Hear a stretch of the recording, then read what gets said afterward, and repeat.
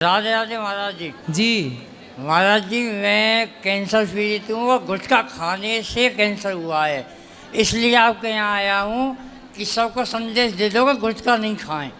तो आप गुटखा कौन सा गुटखा खाते थे? मामा गुटखा खाता था मैं। मामा गुटखा। मामा? हाँ। मामा भी गुटखा है? हाँ, आता है सब मामा गुटखा, वो खाता था और उससे कैंसर हो गया है। आपको? हाँ। तो ये बताओ कि सारे गुटखा खाने से कैंसर होता है कि केवल सभी से होता है महाराज जी? सबसे होता है। हाँ। और मेरी कौन से गुटखे से कैंसर होता है आप बताओ? सभी जितने भी गुटखे आते हैं, तम्बाकू जितने भी आती हैं, सबसे कैंसर होता है सर। तो आपको कैंसर हो गया, अब रोटी नहीं खा पाते अच्छे से? मुझे डॉक्टर ने 1.5 महीने के लिए बोला, 1.5 महीने की जिंदगी बची है तुम्हारी। अब आप 1.5 महीने बाद मर जाओगे? बस ये बताया है, इसलिए आपके दर्शन के लिए आया हूं। सोचिए, ये देखो कितना भलाई का काम करने आए कि 1.5 महीने बाद इनको डॉक्टर ने बोला मर जाओगे, लेकिन भगवान से मैं प्रार्थना करूं कि आप सदा सुखी और स्वस्थ रहें। लेकिन देखो, ये 1.5 महीने बाद कैंसर हो गया है, इनकी मृत्यु हो सकती है, लेकिन केवल ये बताने आए हैं आज के युवाओं को, यूथ को, कि भैया हम तो मर रहे हैं गुटखा खा के, यार तुम अपनी जिंदगियां बचा लो, तुम ना मर जाना गुटखा खा के। भैया कोई भी गुटखा मत खाए, मेरी हालत खराब है और 1.5-2 महीने में खत्म हो जाऊंगा मैं। ये निवेदन है आप सभी से। सही है। आपने कितने साल गुटखा खाए? मैंने सर 14 साल गुटखा खाए थे। 14 साल? जी। देखो 14 साल में इनकी जिंदगी खत्म। राम जी का वनवास हुआ था 14 साल में खत्म, गुटके ने 14 साल में इनकी जिंदगी तबाह कर दी। तो बताओ, कैकई से बड़ा दुश्मन तो गुटखा है। कैकई के भेजे राम तो आ भी गए, पर गुटखा का भेजा तो वापस नहीं आ सकता, गया सो गया। आया ना महाराज जी, जो आप एक आरती गाती हो ना, उसकी 2 लाइन में सुनना चाहता हूँ आपके मुंह से। सुनाओ। नहीं, आप सुनाओ सर, मैं आपके मुँह से अच्छा लगता है सर। कौन सा? वो आरती गाती हो ना सर आप। हाँ। करुणा करो कष्ट हरो, ज्ञान दो भगवन, भव में फंसी नाव मेरी तार दो भगवन, दर्द की दवा तुम्हारे पास है, जिंदगी दया की है भीख मांगती, मन में बसा कर तेरी मूर्ति, उतारूं मैं गिरधर। भगवान आपको सुखी रखें, आपका कैंसर जल्दी अच्छा हो, हम भगवान से यही प्रार्थना करते हैं। रोज भगवान का नाम जपा करो। यदि 1.5 महीने की आयु बची है तो कोई बात नहीं। राजा परीक्षित जी को 7 दिन में मरना था, पर 7 दिन में उन्होंने भगवान का नाम जप के, भागवत सुन के अपना कल्याण किया। आप भी भगवान का नाम जपो, जपते हो ना? मैं आपको वो दिखा सकता हूँ सर रिपोर्ट, अगर किसी को कंफ्यूज हो, भैया गुटखा मत खाना कोई भी। देखो, एक मरता हुआ व्यक्ति कहते ना कभी झूठ नहीं बोलता। हाथ जोड़ के कह रहा हूँ। और सर मैं लास्ट में, मेरी अंतिम जो इच्छा है, वो आपके चरण के पैर हाथ लगाना चाहता हूँ। आप भी मिल लेना, मैं आपको मिलूंगा, पर आपको भगवान का नाम जपना है खूब। मैं सर गायत्री परिवार से हूँ। आपके बच्चे कितने हैं? 2 बच्चे हैं सर। कितने बड़े? एक 12th क्लास में पढ़ता है, एक 9th क्लास में पढ़ता है सर। तो आप 1.5 महीने बाद चले जाओगे, तो फिर बच्चों के लिए क्या व्यवस्था है? आपके आशीर्वाद से सर मैं मेडिकल में हूँ और सब कुछ है उनके पास। है सब कुछ, चिंता ना करिए, भगवान अच्छा रखे। देखिए, अब छोटे छोटे 2 बच्चे हैं, एक 12वीं पढ़ता है, एक 9वीं। और देखिए, इतनी कम आयु में अब इन्हें जाना पड़ेगा क्योंकि इन्होंने गुटखा खाया है। आप में से जितने लोग गुटखा खा रहे हैं, अच्छे से देख लें, अच्छे से सुन लें और सीख लें। फिर भी ना सीखें, जिंदगी दी है परमात्मा ने अच्छे कामों के लिए। ये दास अनिरुद्ध को भी जीवन दिया है। मैं भी गुटखा खा के अपने जीवन को बिगाड़ सकता हूँ, लेकिन मैं गुटखा खाकर नहीं, समाज की सेवा, वृद्ध माताओं की सेवा करके ज़िंदगी समाप्त कर रहा हूँ। हम सबको मरना है, क्यों बुरे काम करके मरें, क्यों कैंसर से मरें, क्यों ना अच्छे काम करते हुए जीवन लीला पूरी करें। इसलिए सबसे मेरी प्रार्थना है, गुटखा तंबाकू ना खाओ, वरना परिणाम आपके सामने है। प्रत्यक्षम किम प्रमाणम, प्रत्यक्ष को किसी प्रमाण की जरूरत नहीं पड़ती। और क्या कहना चाहते हैं आप? और कुछ नहीं महाराज जी। आप भगवान आपका का नाम जपना पर बोलो श्रीमन नारायण नारायण श्रीमन नारायण, श्रीमन नारायण। बस यही जपना श्रीमन नारायण श्रीमन। मैं महाराज जी गायत्री परिवार से हूँ, 4 माला सुबह डेली करता हूँ। सही है, पर श्रीमन नारायण का भी नाम जपना, ठीक है।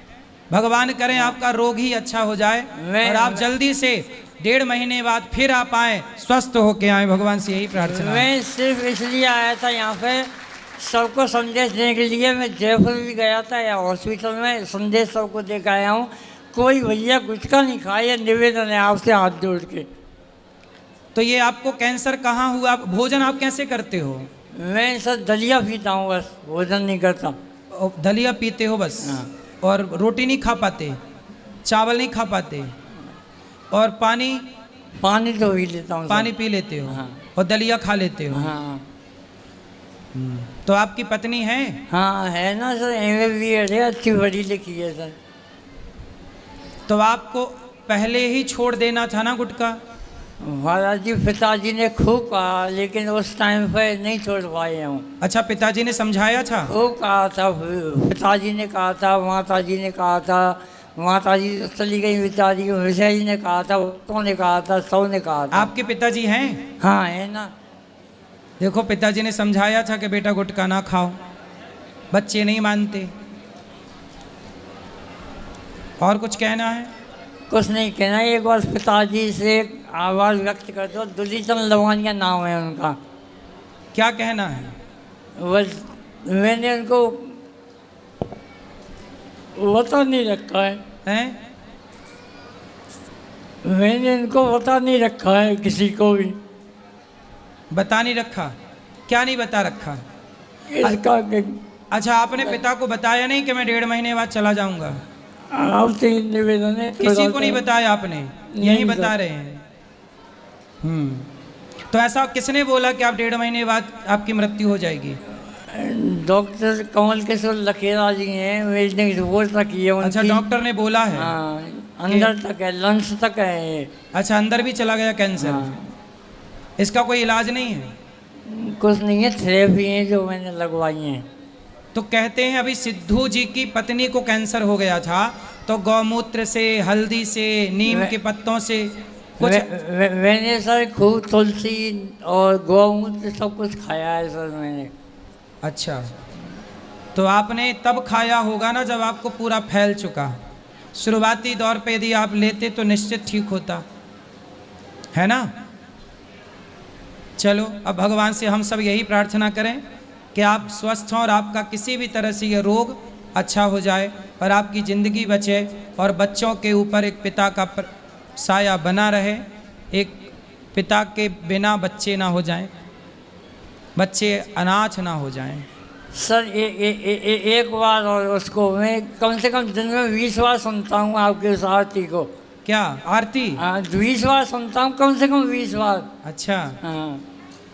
तो और सुनाऊँ आपको? एक बार बस। मांगू तुझसे क्या मैं यही सोचूं भगवन, जिंदगी जब तेरे नाम कर दी अर्पण।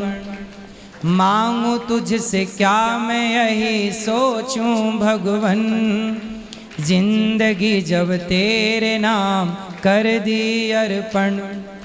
सब कुछ तेरा कुछ नहीं मेरा, सब कुछ नहीं मेरा। चिंता है तुझको प्रभु संसार की, मन में बसा कर तेरी